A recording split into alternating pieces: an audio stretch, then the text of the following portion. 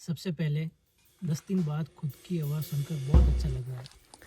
10 दिन की विपासना में आर्य मौन सिखाया जाता है, जिसमें आप मुंह से भी नहीं बोल सकते, आप इशारे से बात भी नहीं कर सकते, आप किसी से आई कांटेक्ट भी नहीं कर सकते और उससे इतनी शांति मिलती है ना, क्या बताऊँ मैं आपको। खाने पर भी डिसिप्लिन है, सुबह 4 बजे से रात को 9 बजे तक ध्यान होता है, एक डिसिप्लिन होता है। उस डिसिप्लिन से शांति और सुख का अनुभव होता है।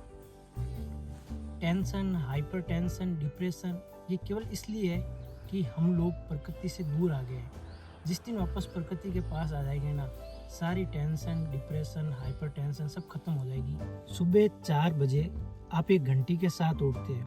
अगर उस घंटी से आपकी नींद नहीं खुलती है तो धर्म सेवक आपके कमरे के बाहर आकर एक छोटी घंटी बजाते रहते हैं। वहाँ से आपका दिन शुरू होता है और रात को 9 बजे तक ध्यान के साथ आखिरी घंटी के साथ समाप्त होता है। हो सकता है कि किसी को ऐसा लगता है कि सुबह 4 बजे उठना, पूरा दिन इतना टाइट शेड्यूल, खाना लिमिटेड, सब कुछ चीज़ें ऐसी लग सकती है कि यार ये तो गलत जगह फंस गए। लेकिन इन चीज़ों का, इन छोटी छोटी चीज़ों का इतना महत्व है वो 5, 6, 6, 7, 8 दिन पता चलता है। और जब ये 10 दिन पूरे हो जाते हैं तब एक एक चीज़ का महत्व समझ में आता है कि वो चीज़ क्यों की गई थी। और सबसे बड़ी बात, आज के समय में जो टेंशन की सबसे बड़ा कारण है वो है फ़ोन, सोशल मीडिया। 10 दिन तक आपको फ़ोन से दूर रखेंगे। आपको फ़ोन अलाउ नहीं होगा, आपको किसी भी तरह की स्क्रीन अलाउ नहीं होगी, आप किसी से कांटेक्ट नहीं कर सकते हो, बुक रीडिंग भी अलाउ नहीं है, म्यूज़िक अलाउ नहीं है। जैसे जैसे जैसे आप खुद के पास आते हो ना, वो शांति जो मिलती है, वो खुद से जो मिलना होता है ना, अद्भुत है।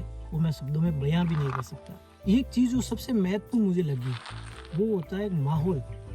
जो ये तपोवन है ना, इसका माहौल एक ऐसा है कि एक बार हम बाहर से कितने भी लेप लगा कर आए, लेकिन जैसे इस तपोवन में आएंगे ना, लेप उतरना धीरे धीरे धीरे धीरे शुरू हो जाएंगे। आज से लगभग 120 साल पहले जे थॉमसन ने भी ये पता लगाया कि 1 सेकंड में परमाणु कितनी बार बनता है, कितनी बार बिगड़ता है। ऐसे ही पश्चिम के कई सारे वैज्ञानिकों ने अरबों डॉलर खर्च करके परमाणु का पता लगाया, फिर उससे परमाणु बम बने और वो परमाणु बम किसी देशों पर डाले भी गए जहाँ पे मासूमों की जान गई।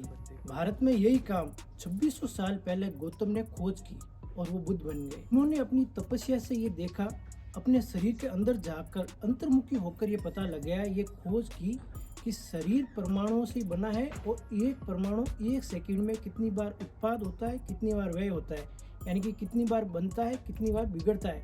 इसको ही भारत में दर्शन शास्त्र कहा गया था कि देख के जो चीज़ों को पता लगाया जा सके उसे दर्शन शास्त्र कहा गया था।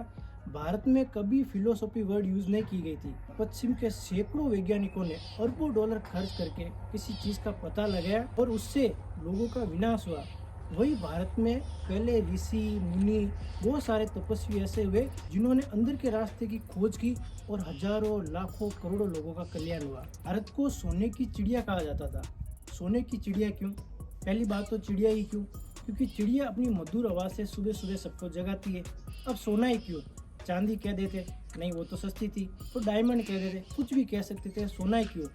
क्योंकि सोना भट्टी में तप कर जलकर चमकता है। ऐसे ही भारत देश के लोग तप करके, अंतर ध्यान करके जो उनको ज्ञान आता था, उस ज्ञान से वो बाकी सब लोगों को, पूरे संसार को एक बेहोशी के हालत से जगाते थे, उनको अज्ञान से ज्ञान की ओर लेके जाते थे। इसलिए भारत को सोने की चिड़िया कहा जाता था।